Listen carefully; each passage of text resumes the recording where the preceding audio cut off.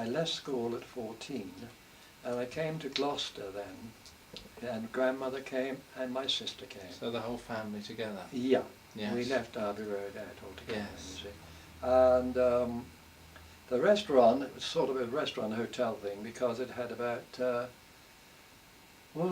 accommodation for about at least a dozen people. Can you remember how Gloucester struck you compared with London? Well, did it seem a little bit old-fashioned or countrified? Or? Well, I was 14, yeah. and I always remember my father had been talking to some of the people came in from the works because the Fielding and Platts, which was the company, came in for coffee and tea and yes. dinner. So they're just about still there now, aren't they? Oh, but, yes. But they're fairly reduced these days. But yes, they are still there. Yes, they're still there. Yes. Yes. And what happened then, Father was talking to one or two of the people. Well, that's how I got an apprenticeship, you see, because he spoke to one or two and they said, well, get him as an apprentice, you see. And so my apprenticeship days started from when I went to Churchtown, when I went to Gloucester. Right. You see. Well, that was fair enough. Apprenticed as what exactly? I lived at home, you see, and yeah. my sister was helping in the restaurant. Right. You know, with Mother. Mother was the cook. Well, we had another lady too to help, because there was rather a lot. All sorts of meals. I mean, yes. Yeah. Well, you know, there was a menu. Yes. And yeah. yes. And so that happened, and what sort of apprenticeship did you go on? Yes, well then of course I met with friends. I mean I had a friend called Sam Spires, and he was in the foundry at Fielding and Platts. Right. And I was in the machine shop, and we used to meet. He lived in a place called Church Street, which wasn't very far away from Fielding and Platts. As a matter of fact, I think I passed the house when I went from the restaurant. Yes. And I went with Sam for a long time, until he was, I think they were apprenticed to that too, because when his apprenticeship days were over, he joined the Navy because he was a sailor. Right. And when I became the same age, 21, when you're 21, you know, you have to go. And of course it was 1931 when I was 21. You mean you had to leave your apprenticeship? Oh yes. Yes. Well, I had my apprenticeship, but I finished, you see. They can't take you on because in 1931... It was so bad that they could only give you an apprenticeship, but they wouldn't take you on the permanent staff. You would become a journeyman, actually. They call it a journeyman after 21. But you see, it's very unfortunate. In 1931, we had the unemployment terrible. It was actually terrible. Can you remember that in Gloucester yourself, that there was a lot of... Well, it was. Oh yes, there was a lot of unemployment. Well, what happened, of course, is that on the Saturday morning, or one of the mornings anyway, when I left there, it was on the Friday night, you see. You have your green card and whatever it is you have, and that's the end of the day as far as Fieldings was concerned. So I went round a few of the firms in Gloucester. Sissons, I believe you may know it. Yes. And Williams and James is another one. Yes, yes. I went there, and they said they'd put me on their books, but and that was all they could do. I can't remember. I know those two. And I was talking to someone, I don't know who it was, but just a friend, I suppose, and they said, why don't you go to Dursley? There's listers of Dursley. They made sure. And there's another thing, there's a sort of thing about this, because I used to play rugby. I started playing rugby when I was about 18, 19. And at Fieldings, there was Tommy Millington. Tommy Millington's a name with the Gloucester Club over many, many years. Right. We're going back 50 or 60 yes. years now. And he said he'd seen me playing for the Atlas Works. Fielding and Platts called themselves Atlas Works as well as Fielding. Yes, yes. I know the name. Do you know why that was? No. No, I don't. No, I've seen it there. Did you? Anyway, and it was at Hempstead they played. That's where the field was. Anyway, Tommy Millington came down there, and he called me and had a few words with me. And he said, I want you to go to the Gloucester Club in King's Home. I didn't know much about this, of course. Anyway, I went there, on a Tuesday. He said, you go on a Tuesday. And I went there and I started training. You see, you know the idea, run round the track, you see. And so we did that, and then eventually I was picked.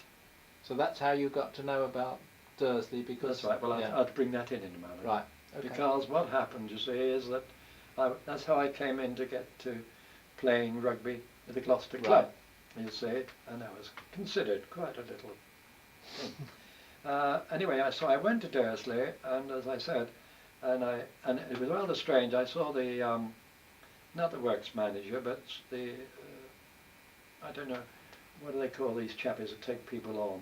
Might have been something like that. Oh, the personnel manager. Personnel manager. Yes. That sounds much better. Yes, personnel manager. I saw him, and it's rather strange. But he asked my name, and I said Marshall, and he said that's unusual. He said my name's Marshall too. You see, so that was right. Good start. And so, I said I came asking if you had employment, and he said, well, do you play rugby? I said, oh yes, I'm playing for the Gloucester Club at the moment. He said, right. He said, well, I'll be in touch with you. I said, well, take a name, but you will play for us. I said, well, I can't play for you unless you apply to the Gloucester Club, because you can't take people away from the various clubs.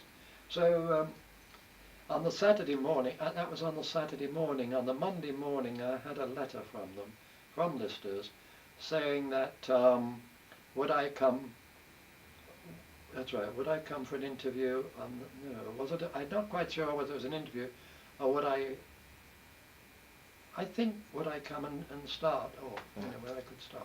So that's what happened. I went down there and I went into digs, and I went down the bus actually, because I didn't have a car then, but and I went down on a bus on the Monday morning, and I was a bit late getting there, because I mean it was about 9 o'clock when I got there, and I saw the same man, and he said, I want you to go down to so and so, you'll find a Mr. somebody's name, can't remember these names actually, and I started work, and he said, you want some digs? I said, yes please.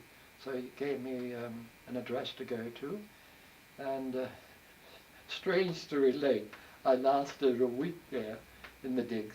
I didn't want to stay there. So I came home on that Saturday. I said, I'm going to travel backwards and forwards. Oh no, I didn't want to give the job up. No, so you were back to a bit homesick almost. Oh yeah, yes. As a matter of fact, I had a girlfriend. You see, and that makes a difference. Yeah. Girlfriend in Gloucester. Girlfriend in Gloucester. I see. Yeah. As a matter of fact, it was the girl I married. Oh, that's lovely. Marjorie. Yes. So you knew her. Now that's interesting. Now, let's Well, divert for a moment. Then where did you actually meet Marjorie? Well, I met Marjorie when she was 21 and I was 21, and I I met her at a 21st birthday party, not hers, but a friend of hers. Yes. Sid. Well, it was Marjorie Wilton actually, straight through there, and her name was Marjorie Tomlins. Was she a local person? Yes, lived in Gloucester. Interesting. In Cotswold Road. Because Tomlins can be a local name. Yes, Tomlins, that's right. Yes. And she had 2 brothers and a sister, Arthur and Ted, and Catherine and Marjorie. And Catherine married, you probably know him, oh golly, can't think here, Laird, John Laird. Does that ring a bell to you? Catherine Laird? Doesn't, does it? No. No, I thought it might do, because she was very interested in scouts. Oh yes. And cubs. Yes. And that sort of thing. I see, right. And her work was to do with drapery. Yeah. You call it drapery in those days, you know, like the Bon Marché. Yes. And I think she was with the one opposite. The Bon Marché was, I'm not quite certain, Geldarts was it? It might have been Geldarts, but Geldarts was there. And I think she was with because my sister, strange to relate, when she was about 21, oh no, she'd be a bit older. Well, no, she was about, when she came to Gloucester straight away, she went to Herbert's. Now, I don't think you'd have seen Herbert's, because we're going back a bit there, aren't we? Yes. And but she started training at Herbert's, you see, and that was my sister. Anyway, that's why you came back to Gloucester. And that's how I came to go to Gloucester. That's right. Sorry, I mean how you wanted to stay in Gloucester rather than to be in the digs. I was working at Dursley. Yes. And I came up by bus. There was a bus at 6:30 in the morning. Right. Oh God. And I came home in the evening. You see. Yes. Purely because Marjorie, I wanted to see her. Yes. At that time. Anyway, that was very good. And then I bought a car. Yeah. Can you remember what it was? Oh, it was a Morris Minor. Oh. Morris Minor, £105 or £110. Right. I bought it from, it was a new one. I bought it from next door, Mr. Colwell. Mr. Colwell's garage was next door, and Mr. Colwell used to come in and... Which is still there, Colwell's garage? Yeah, still there. Of course he's passed on. Yes. You know. That's He right. had some daughters, and I don't bet sons. Yes. But all I know is that the Colwell is still there. He did have a son because there's a son Colwell there. Now tell me, you can't remember what the name of what the big place was. There's a big sort of second-hand furniture warehouse which is right next to That's there. Matthews. Matthews, that's the place I'm talking about. Matthews the... Matthews, what's the name? Furniture. Ah. Furniture people. It was the furniture. Oh, I see. Well, that was their warehouse. Oh, right. The warehouse and storage. Yes. Matthews themselves was by the infirmary on the corner of Parliament Street. Ah, right. Remember that? You can remember that, can't you? Yes. Because we bought our first piece of furniture there. Yes. And it's out there, a bureau. Ah. £5. That was the first thing. When we decided, we'd been engaged by then, you know. I got engaged when about 23, I think. We got married at 26, actually, so we had to get money, you know. Yes, yes, to get a home together. Yeah. Yes. And you were still working at Lister's then? Oh, I was at Lister's for 4 years.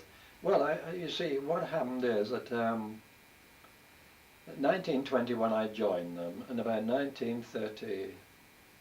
Not 1931. 1931. Yes. That's better. Yeah.